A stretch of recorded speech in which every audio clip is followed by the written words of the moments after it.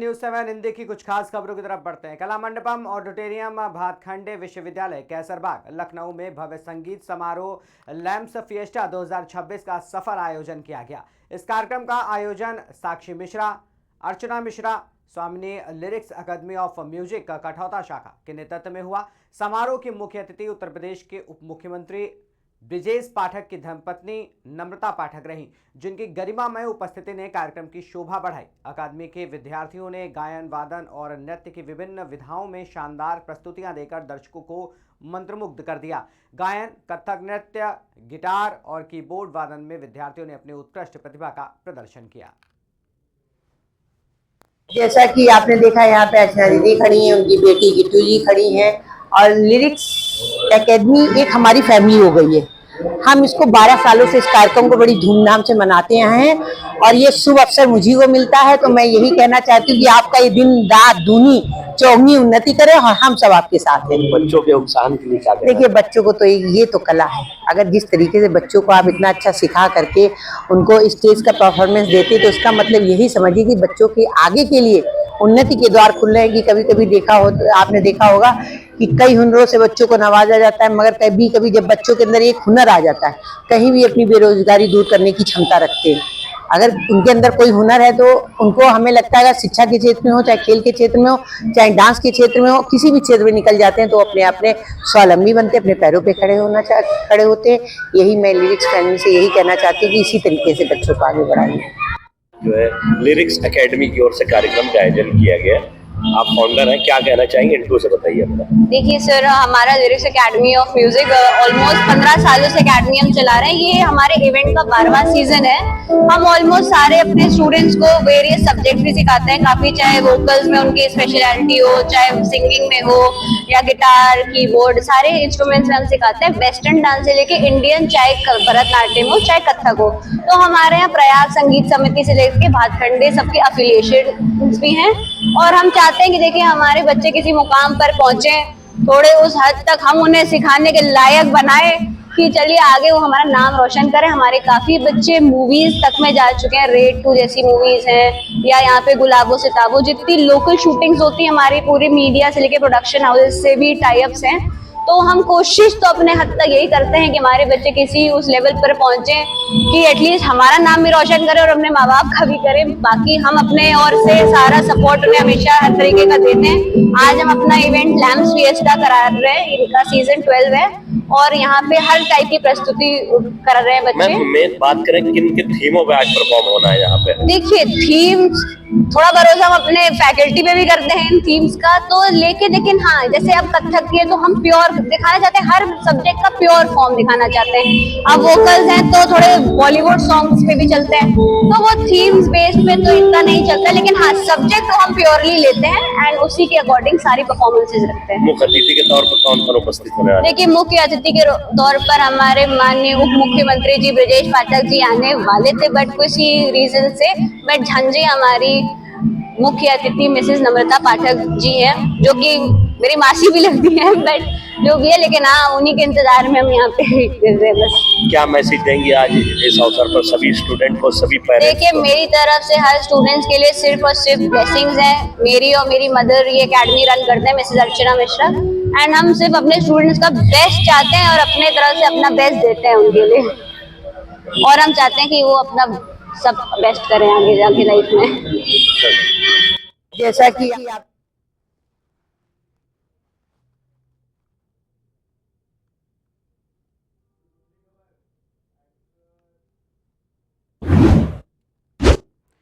मध्य प्रदेश की राजधानी भोपाल में नए पुलिस कमिश्नर संजय कुमार ने औपचारिक रूप से पदभार ग्रहण कर लिया। पदभार संभालने के बाद उन्होंने कानून व्यवस्था को और सुदृढ़ बनाने की प्राथमिकता बताई। इस अवसर पर पूर्व पुलिस कमिश्नर हरिनारायण चारी मिश्र ने पुष्पगुच्छ भेंट कर उनका स्वागत किया। नए कमिश्नर ने टीम वर्क और जनता से संवाद पर विशेष जोर देने की बात कही। शहर में सुरक्षा व्यवस्था को लेकर भी पुलिस विभाग में बातें साझा की गई।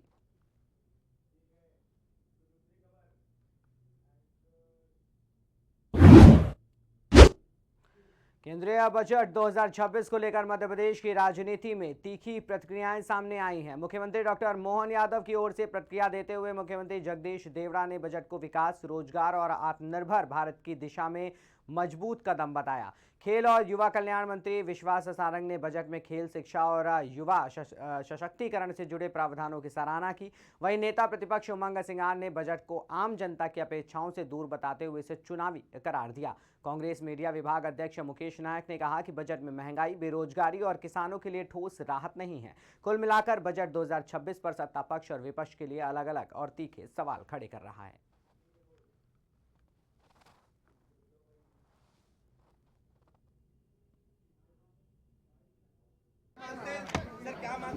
चलिए आज आप लोग चलिए भाई साहब बोलिए।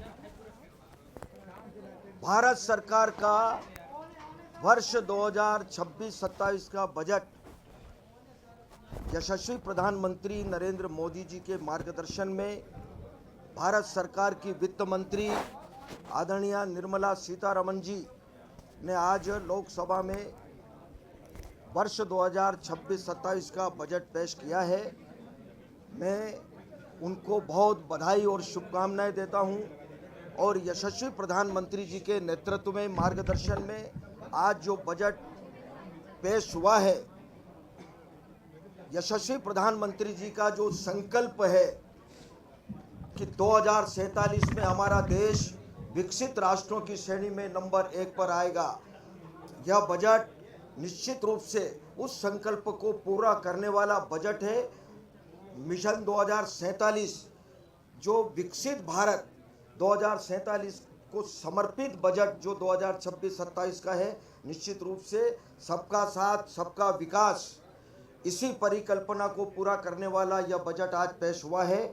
विभिन्न क्षेत्रों में जैसा कि मोदी जी ने 4 वर्गों के बारे में बात की है, गरीब, किसान, युवा और महिला, 4 वर्गों के बारे में, तो मुझे लगता है कि आज जो बजट हमने सुना है, निश्चित रूप से सबका साथ सबका विकास, इसी परिकल्पना को पूरा करने वाला यह बजट है। मुख्य रूप से बहुत सारी बातें, जैसे बहुत गंभीर बीमारियों के लिए भी उन्होंने करों में छूट दी है। जो सीमा शुल्क लगता था उस पर, जो गंभीर बीमारियां होती है उस पर भी सीमा शुल्क पर काफ़ी छूट है। करों में भी बहुत सारी छूट इस बजट में हुई है और निश्चित रूप से एक बड़ा जो राष्ट्रीय जलमार्ग, 20 राष्ट्रीय जलमार्ग भी नए शुरू करने का भी उन्होंने आज इस बजट में प्रावधान किया है और भी अनेक ऐसे प्रावधान किए। गांव, गरीब, किसान, मजदूर, महिलाएं, सभी वर्गों का, सर्वस्पर्शी सभी वर्गों को छूता हुआ यह केंद्र का बजट है। मैं निश्चित रूप से एक इस अवसर पर यह जरूर कहना चाहूँगा कि पूरे देश में भारतीय जनता पार्टी ने यह व्यवस्था की है कि आज इस 26-27 का जो बजट पेश हुआ है, इसको सभी जिलों में, प्रदेश मुख्यालय पर भी, जिले में, मंडल स्तर पर हमारे पदाधिकारियों ने, कार्यकर्ताओं ने बैठ कर के स्क्रीन लगा करके इस बजट को सुना है और गंभीरता से इस बजट को देखा है। निश्चित रूप से पूरी भारतीय जनता पार्टी के सभी पदाधिकारियों ने, कार्यकर्ताओं ने आज यहाँ पर उसी कड़ी में भोपाल कार्यालय पर भी हमारे अनेक वरिष्ठ जन, मंत्रीगण, विधायक, सांसद आज सभी यहाँ पर मौजूद थे। भारतीय जनता पार्टी के हमारे जिले के प्रदेश के महामंत्री भाई राहुल जी, हमारे मीडिया के प्रभारी आदरणीय आशीष जी और भी हमारे कई पदाधिकारी आज इस कार्यक्रम में मौजूद थे और मुझे खुशी है इस बात की कि जो बजट आया है वो जनता का बजट है, जनता के लिए है और जनता को समर्पित बजट है। इसलिए यशस्वी प्रधानमंत्री जी को भी हम बधाई देते हैं और भारत सरकार की वित्त मंत्री निर्मला सीतारमण जी को भी हम बहुत बहुत बधाई देते हैं, शुभकामनाएं देते हैं। मोदी सरकार द्वारा उनके तीसरे टर्म का ये जो बजट आया, इसमें यशस्वी प्रधानमंत्री की सरकारों के माध्यम से तो 12वां बजट है, लेकिन वित्त मंत्री द्वारा नवा बजट जो प्रस्तुत किया गया है, मेरी अपनी ओर से बहुत बहुत बधाई। ये विकसित भारत 2047 का बजट पेश है, जिसमें गरीब, युवा, अन्नदाता और महिलाओं पर विशेष फोकस किया गया। खास करके बजट की जो दिशा और लक्ष्य है, वो लक्ष्य भारत को सशक्त भारत की तरफ ले जाने का है, जिसमें आर्थिक ग्रोथ को बढ़ावा दिया गया है। सभी वर्गों के साथ जनता के कल्याणकारी योजनाओं पर विशेष ध्यान दिया गया है। खासकर भारत को बायोफार्मा हब बनाने की दिशा में विनिर्माण क्षेत्रों के लिए रणनीतिक विकास की दृष्टि से पर्याप्त धनराशि का प्रबंधन किया गया है। क्लिनिकल ट्रायल स्थलों का विकास किया जाएगा, जिसमें 1000 ट्रायल स्तर बनेंगे। रिसर्च एंड डेवलपमेंट के आधार पर एआई के सेक्टर का बड़ा पैमाने पर राज्य के देश के विकास के साथ में हमारा मध्य प्रदेश भी आगे बढ़ेगा, ऐसे मैं उम्मीद करता हूँ। वस्त्र उद्योग के सेक्टर में रिफॉर्म करेंगे, जिससे राज्यों को लाभ मिलेगा। 5 लाख से ज़्यादा आबादी वाले शहरों का विकास और ख़ासकर इसके लिए 5000 करोड़ का प्रबंधन करने का व्यवस्था की गई। छोटे शहरों में भी तीर्थ स्थलों का विकास करने का पर्याप्त ध्यान दिया गया है। केयर इकोसिस्टम के माध्यम से बुजुर्गों का इलाज सही समय पर हो जाए, इसका प्रबंधन भी किया है। देश के प्रत्येक जिले में एक महिला छात्रावास बनाने का निर्माण, ये नारी सशक्तिकरण की दिशा में ठोस कदम है। भारत ग्लोबल मैन्युफैक्चरिंग का हब बने, इसके भी पर्याप्त प्रबंधन किए गए हैं। इससे कई वैश्विक देशों की चुनौतियों से निपटने में भी हमारी सरकार सक्षम होगी। गंभीर बीमारियों के लिए दवाई सस्ती करके ये सच में बड़ा काम किया है, जिसमें बीमारों के लिए कोई वर्ग का भी हो लेकिन गंभीर बीमारियां हैं, उसका इलाज बड़ा महंगा पड़ता है। ऐसे में दवाई का सस्ती करना, माननीय प्रधानमंत्री जी को, माननीय वित्त मंत्री जी को बधाई देना चाहूँगा। खास करके पर्यटन स्थलों पर हजारों गाइड रख करके रोजगार के नए मार्ग को ढूंढने का प्रयास किया गया है। आर्कियोलॉजी की दृष्टि से, पुरातत्व की दृष्टि से जो रिजर्व स्थान है, उनको भी टूरिज्म की दृष्टि से खोलने का जो निर्णय किया गया है, इससे हमारी प्राचीन विरासत को भी लोग जानने समझने के लिए अवसर लेंगे। और ऐसे में विदेशी पर्यटकों को लाने के लिए 2% टैक्स की कमी करते हुए उनके लिए जो विशेष सौगात दी, जिसके आधार पर वैश्विक स्तर पर टूरिज्म के सेक्टर में भारत का स्थान और बढ़ेगा। जिला अस्पतालों को अपग्रेड करने का निर्णय किया है। इनकम टैक्स के में छोटे करदाताओं के लिए प्रक्रिया आसान की है। राजकोषीय घाटे का 4.3% का लक्ष्य मध्य प्रदेश की दिशा में निश्चित रूप से हमको लाभकारी होगा। राज्यों के लिए मध्य प्रदेश के लिए 1,40,000 करोड़ का अनुदान रखा है, जिसमें मध्य प्रदेश को भी राज्यों के लिए 1,40,000 करोड़ का अनुदान देने का निर्णय किया, जिसमें मध्य प्रदेश भी लाभान्वित होगा।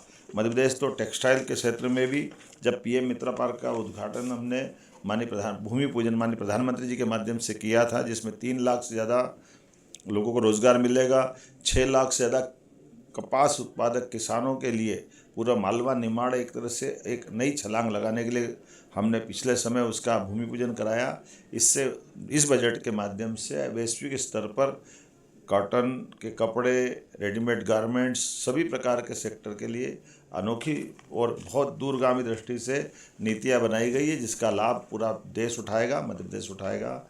मैं अपनी ओर से, मध्य प्रदेश सरकार की ओर से, प्रदेश की 9 करोड़ जनता की ओर से आज इंदौर में मैंने इस कार्यक्रम में शामिल होकर के बजट भी सुना। बजट से जुड़े हुए विविध अलग अलग श्रेणी के विद्वानों के साथ संवाद भी हुआ, उनके विचार भी जाने और उनने सबने एक मुक्त कंठ से एक मत होकर के बजट की तारीफ की। ये आनंद का विषय है। मेरी अपनी ओर से बधाई।